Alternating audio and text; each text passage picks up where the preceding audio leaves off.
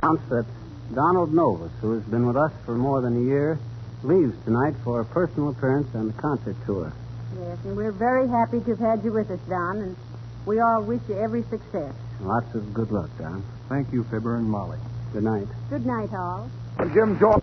Season sneaking up on us, there's been a great public clamor for Fibber to revive his original play, Hiawatha, which you may remember had a long run at the Bijou Theater one night in November 1936. And here in the living room at 79 Wistful Vista discussing the revival, we find Fibber McGee and Molly.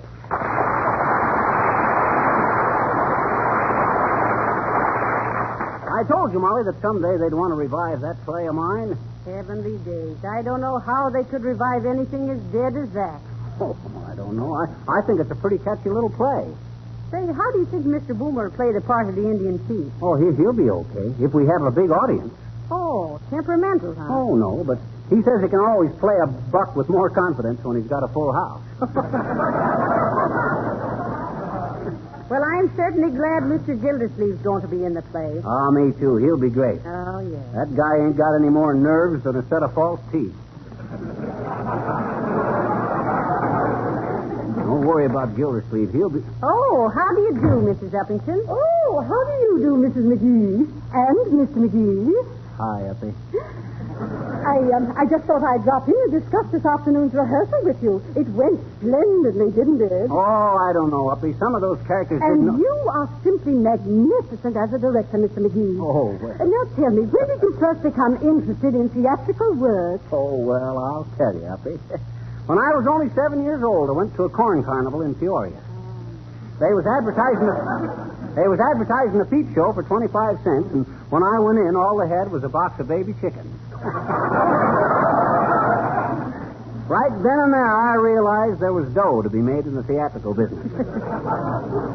Well, sir, I started... Tell me, Mrs. McGee, at the rehearsal this afternoon, did you notice that perfectly absurd Indian costume Mrs. Gildersleeve was wearing? Oh, wasn't it awful, Mrs. Uppington? Oh, my. And then in 1909, I seen the dolly. And did you see Mrs. DePopulis spanking herself with a hairbrush because she'd read somewhere that the Indians tanned their own hides? Oh, now, did you ever hear anything so fantastic? Then in about 1914, I seen Raymond Hitchcock in Hitchy Too. You know, but the funniest thing to me was when one of the characters came in wearing an Indian headdress with ostrich feathers and moccasins with 4-inch French heels, and it turned out to be you. Wasn't that perfectly ridiculous? Nice, it looks so terrible. Oh, why, you mean me. Well, really, my dear, my costumer assured me And that from there, I went to Hollywood, where I got a job as a director for school kids at a busy intersection. Well, sir, I was... And did you see Mrs. Tooth? Did you see her in that Indian princess costume with the bustle? Wasn't that a scream, Mrs. Uppington? Simply revolting, my dear. I spoke to her about it myself. I said, really, Mrs. Toots, I said, is that a bustle or has your papoose slipped?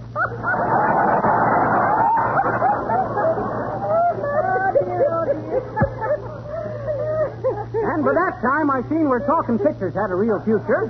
So what does I do but... Oh, good heavens, I didn't realize it was so late. I must be going.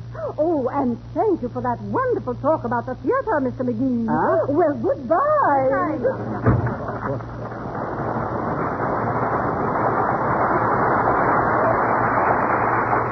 What does she mean to talk about the theater? I couldn't get a word in edgeways. Oh, well. The way you gals like to rip each other up the back, it's a wonder you ain't born with zippers on your spine. Thank goodness we got some good male characters in this play. Say, how will Mr. Gildersleeve do? Oh, I say, don't worry about him. He's wonderful. Why, he's the only guy in the whole bunch that I'm absolutely sure of. Oh. You see, he's in the big moment of the play. That's where I come in. Oh. Come in. Oh, hello, Mr. Gildersleeve. We were just talking about this. Yeah, I was just saying, Trocky, old man, that if everybody in this show was as dependable as you... McGee, Huh? I can't go through with it. What? Well, what do you mean, Gildersleeve? Well, frankly, McGee, I don't know. How do you feel when you have stage fright? Why, that's easy, Mr. Gildersleeve. With stage fright, you have hot and cold running water in your arteries, and your hands feel like they belong to somebody else, and you wish they did. Oh, that's me. But Gildersleeve, you don't mean to tell me you have stage fright? Why, I was depending on you. I'm sorry, McGee. My goodness. I don't know what's come over me. Well, I'm simply terrified. Oh, well, that's too bad, Mr. Gildersleeve. Oh, come, Truckee. You can do it all right. After all, I seen you make a speech at the annual Rotary Club's banquet and never even fiddle with a fork. Yes, McGee, but that's different. I've been making that same speech for 20 years. But this. No, I can't do it, McGee. Oh, come on, Gildersleeve. You only got one line. All you have to say is, "Here comes Hiawatha now." Yeah? Sure. That's all there is to it. Go ahead. Let's hear you try. Let's hear you do it. All right, I'll try, McGee. Here comes Hiawatha now. Oh, well, heavenly days. Now, what's the matter with that? Those pauses were very dramatic. Oh, no.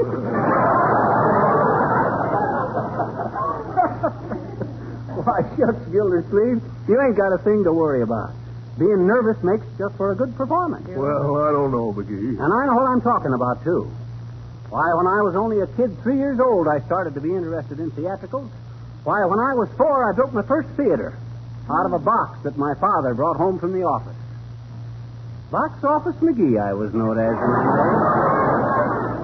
Box Office McGee, the boy Velasco of Broadway, buying, booking, bartering big batches of backdrop biters, busy as a bee, bringing a big boon in business to bare boxes and balconies, ballyhooing buffoons like Ben Blue, Ben Bernie, and Ben Hur, and bragged about as the Beau Brummel of the Barnstormers, from Boston's burlesque Bold and Risque to the brassy bands of the Bay of Biscay.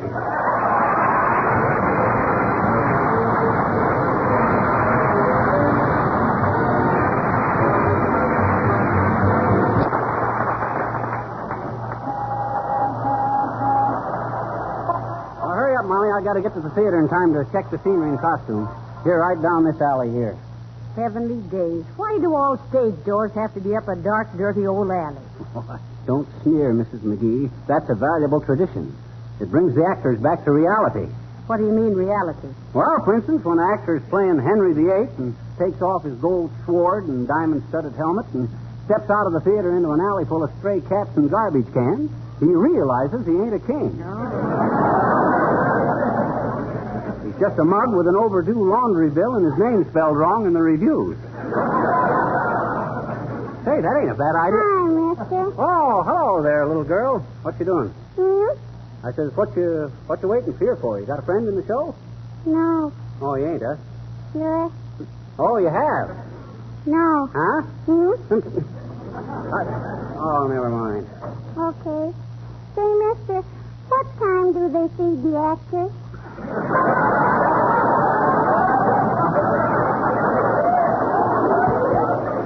Well, that's a tough one to answer, sis.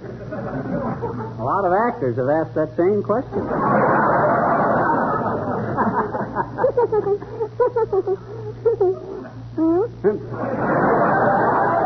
One side, sis. We got to go in the theater. Oh, well, gee, can I please have your auto giraffe? And can I please? And can I? Have my what? Your auto giraffe? Well, oh, you mean my autograph? Why, sure. There you are. Oh, you just signed your name. Oh, what'd you expect? My address, phone number, and blood pressure? Gee, for 2 bits I can send to Hollywood and get a big picture of almost anybody. Signed, to my dear little pal and faithful member of the Hoosiers Fan Club with the affectionate regards of... Oh, you can, huh? Sure. Well, I guess you know your way around all right. Incidentally, you're kind of young to be a stage door Jenny, ain't you? No. Oh, yeah, sure. But that's okay. Why, when I was a young fellow, I used to be one myself. Oh, honest? Why, sure. I was always sporting around with some beautiful actress. Oh, gee. Sarah Bernhardt, I bet you.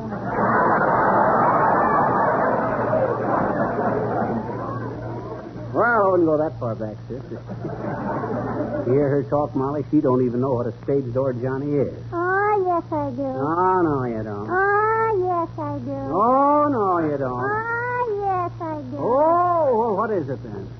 Well, a stage door Johnny is a sap who hangs around with orchids in his hand and dough in his jeans, waiting for a chorus girl with knots in her legs and larceny in her height.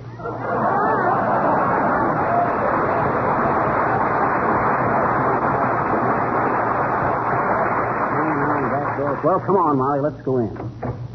Sorry there, kids. You can't come in. Actors only. What do you mean, actors only? Oh, hello there, Johnny. Hello, daughter. Didn't recognize you. Has Billy Mills and the orchestra arrived yet? See? We was wondering if Billy Mills and his boys are in the pit. Incidentally, you know why they put them fellas down in that pit, old-timer. It's the only way you can make a musician look up to an actor.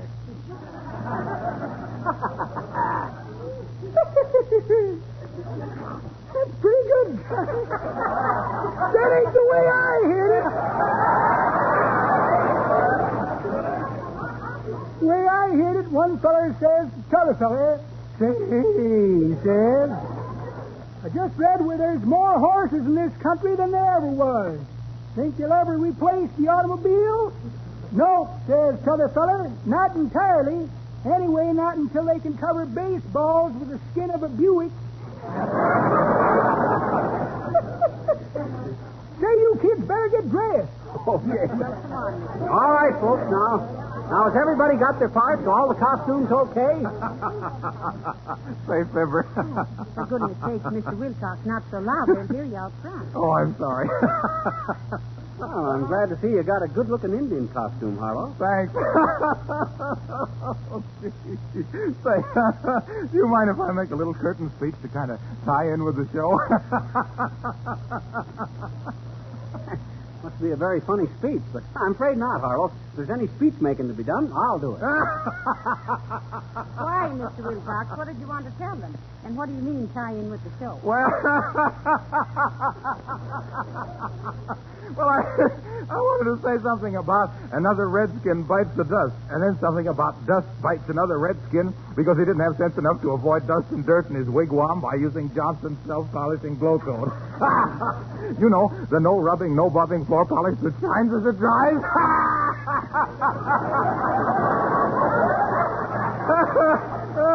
I think it'd be very neat.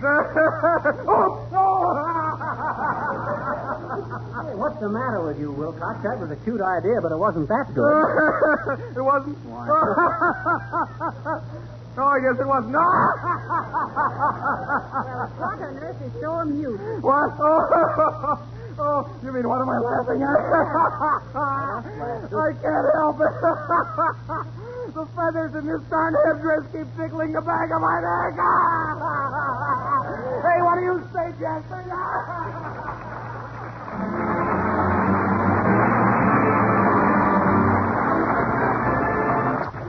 Ladies and gentlemen, that beautiful number by Donald Novis and the Paul Taylor choristers denoted the lapse of 2 hours and 2 acts of Hiawatha. So we proceed with the third smashing act of this gripping drama.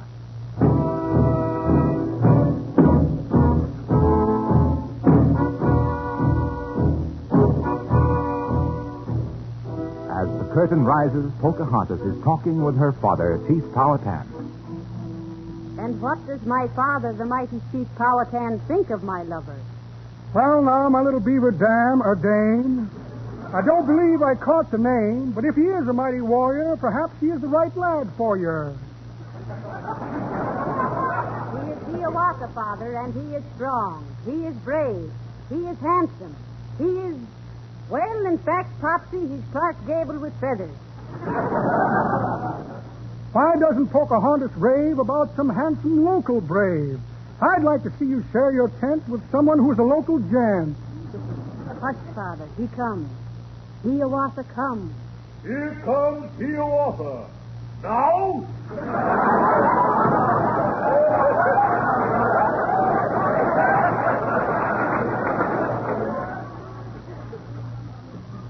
Hi, Pocahontas. Hi, Hiawatha. Whither comest thou hither from? From the shores of Hoochie Coochie, from the shining big sea water, I have come for Pocahontas. Tell your dad I want his daughter. Welcome, welcome. Keep our toopee, or to our teepee. Hiawatha, mighty warrior. Listen, Pokey, tell your father not to sneer at Hiawatha. If he does not care for strangers, he is just a dog in manger. Say not so, my Hiawatha. He is but the chief, my father. He is old, and though he's flighty, he is Powhatan the mighty. Father, this is Hiawatha. Hiawatha's my boyfriend. Hello, my boy. I hear you're smarting. Smotin'. Smitten.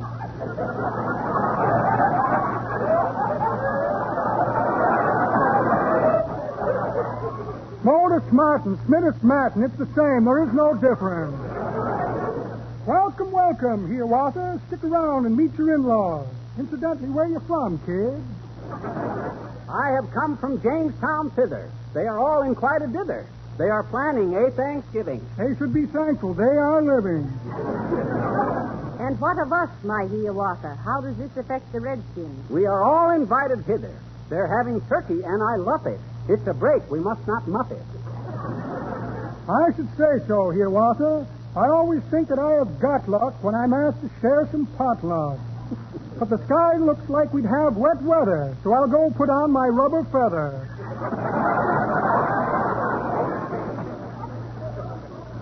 What's this mini-ha-ha rumor? Or has gossip pulled a bloomer?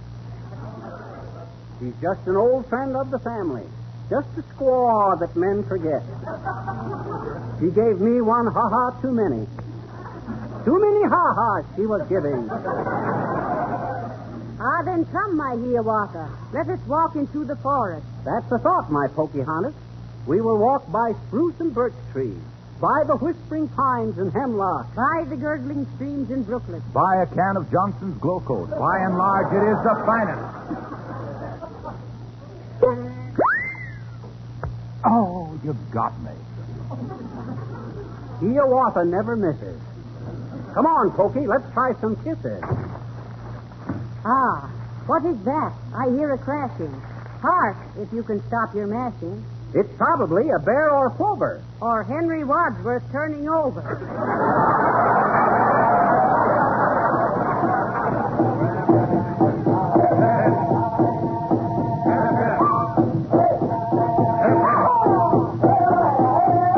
Ah, look, they come, my Hiawatha. It is Powhatan, my father. They are noisy. They are fearful. They give me an awful earful. Me too. Hiawatha hears them whooping. Listen to that boop-a-dooping. It is not their spears I fear. It is just their hoops, my dear. If I were you, I'd make for home. They plan to devastate your dome. You lose your hair and I lose you. I wouldn't blame you if you blew. Say not so, my sweetheart true. I'll stay and shoot a buck or two. Look, my boy, see, it's this way. My warriors seem to resent my daughter marrying outside the tribe. The tribe thinks we should beat your brains out. All right, boys, grab him. Oh, Father, make them stop that yelping. My lover's bald and not worth scalping. Never mind them, Pocahontas. It appears they just don't want us. If these boys are really sore, that's all there is. There ain't no more. Blindfold him. That's it. No. Now bring him over to this stump, and if he struggles, slug the chump. Father. Careful there. Be quiet, daughter. This guy jilted laughing water. What? Just got this wire, Racine, Wisconsin, where Minnie Ha-Ha works for Johnson. She says she had him in the halter, but he faded at the altar. All right, boys. No. All right, boys. Let me at him with this tomahawk. Now, where I put that tomahawk?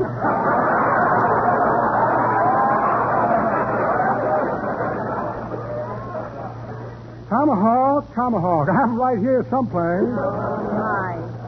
Let's see, here's a postcard from my boot black. Says they sent his father back to the prison farm. Oh, well, nothing like making hay while the sun shines. Credit card on a Chinese flop house. Very luxurious joint, too. Orientals all over the floor. A check for short beer. Well, imagine that. No tomahawk. Guess I'll have to use this war club. Ready, boys? When I say 3, bash his brains out. Maybe we should have brought a smaller club. Oh, Hiawatha, darling, do not let them bump you off. Goodbye, Pocahontas. Tell the costumer I died with his moccasins on. Not so, my boy. We cannot do it. If we went on, we both would rue it. Hey, what you mean, Powhatan? History says you were saved. Huh? And who am I to make a mug out of history? Oh. You are saved. Hiawatha is saved, and we will live happily ever after. Well, where's the applause? Didn't they get the idea? Didn't who get the idea? The audience. Oh, them. They went home long ago. Low brows.